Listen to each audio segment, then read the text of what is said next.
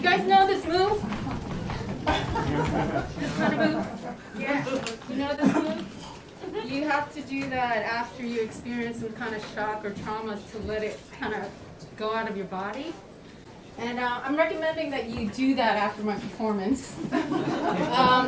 So everybody talked about their process of how they found the piece they were going to read.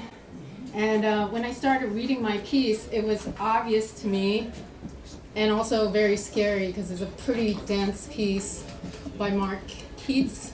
It's called Among the Drowned. And well, he's an amazing writer, and he wrote about Korean comfort women, which were teenage girls that were taken from Korea to become quote-unquote war brides for the Japanese army. So it's the ultimate colonization of somebody else's body. So it's pretty dense material, and I was thinking, usually I like to have people smiling at the end of my pieces or whatever. But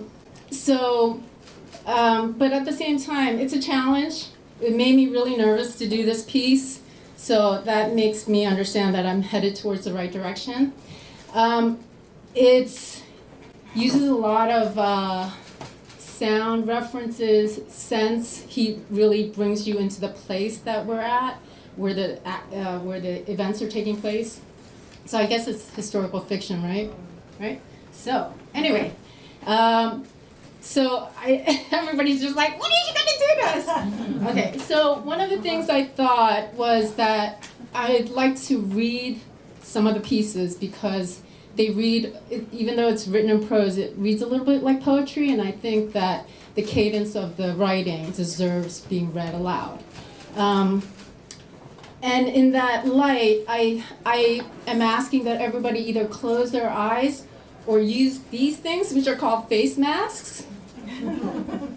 What is a face mask? A face mask is, you can put it on your face, wherever you want to put it on your face.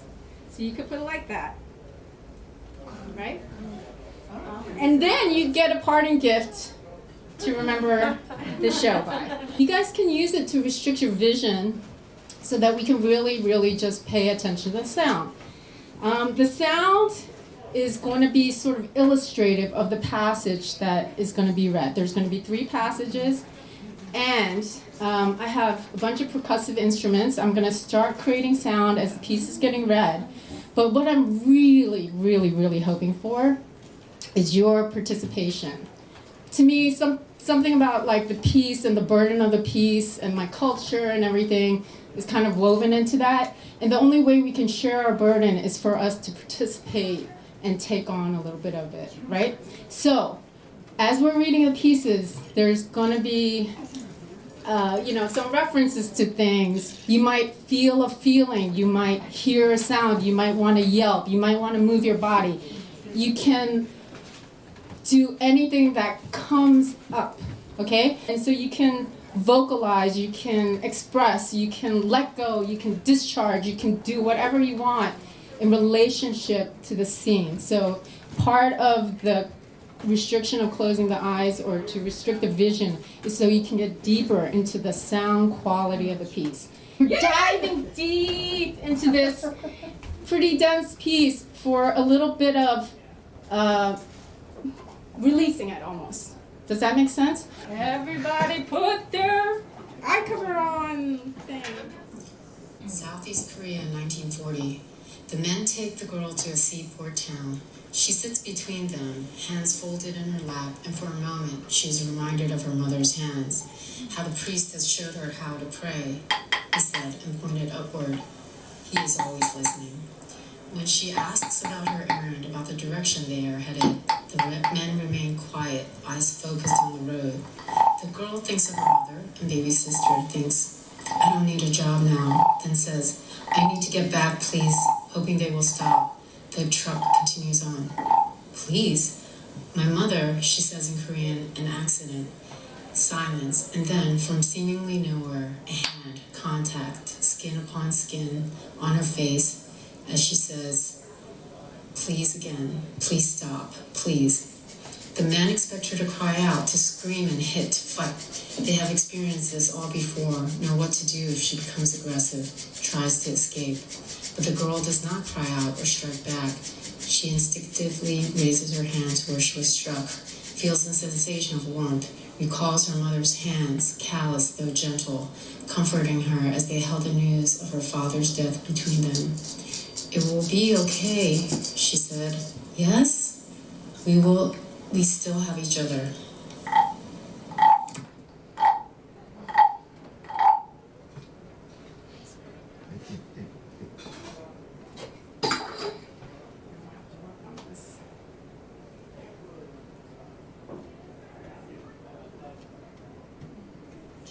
Pacific Ocean, 1941. So many girls became sick, feverish, and the men, Japanese now, became increasingly angry, cursing and spitting, beating and kicking, dragging bodies outside.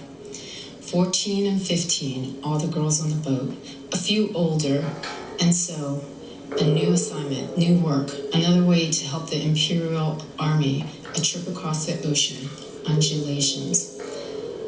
And the girl retches continuously, her body shaking, tears emerging from the inability to give up what the body has so desperately tried to hold, ration.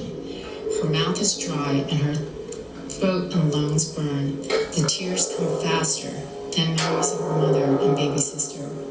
"Where are you?" the memories ask. "I'm sorry, Uma," the girl says to the memory and image of her mother. "I'm so very sorry." And then, like an apparition from the other side of the boat's darkness, a familiar outline and form appears. She comes to the girl's side and holds her hand, steadies her until the girl can catch her breath, begin to relax her muscles, begin to see clearly the outline and form before her. Another girl.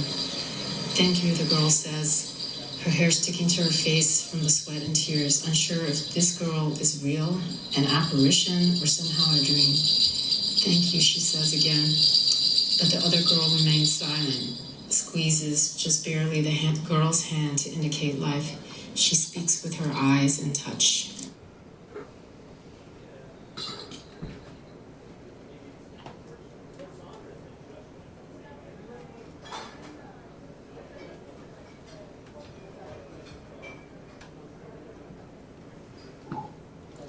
South Pacific, 1943.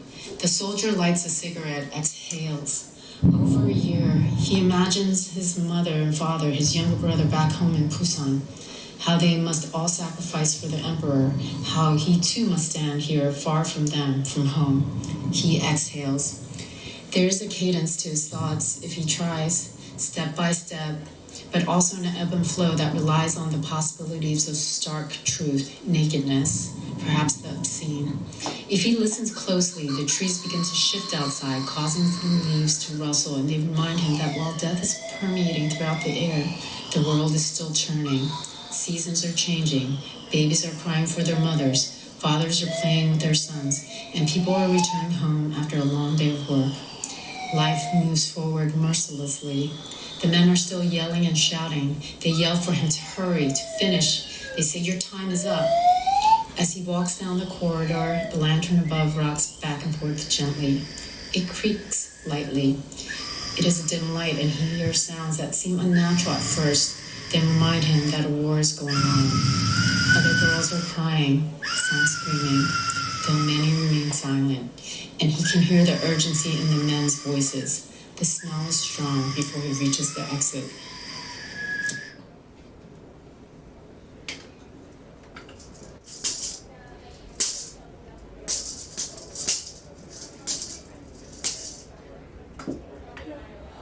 Okay, guys. You guys okay? Okay? All right. I think we should all stand up and shake together. Because everybody was being very quiet. So we got to get some out. Get some sound out. Ready? Okay. You can just start from the back of your legs. You can start moving your arms. Move sideways. Move your neck, your head. Just, woo! Yeah! Yeah! Woo! Yeah!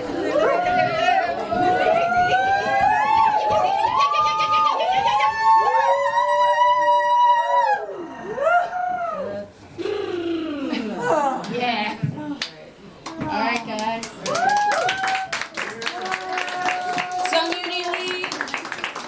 Thank you guys. You guys are being very brave. I knew it was going to be something once she said you might feel feelings. I was like, that's a bad song.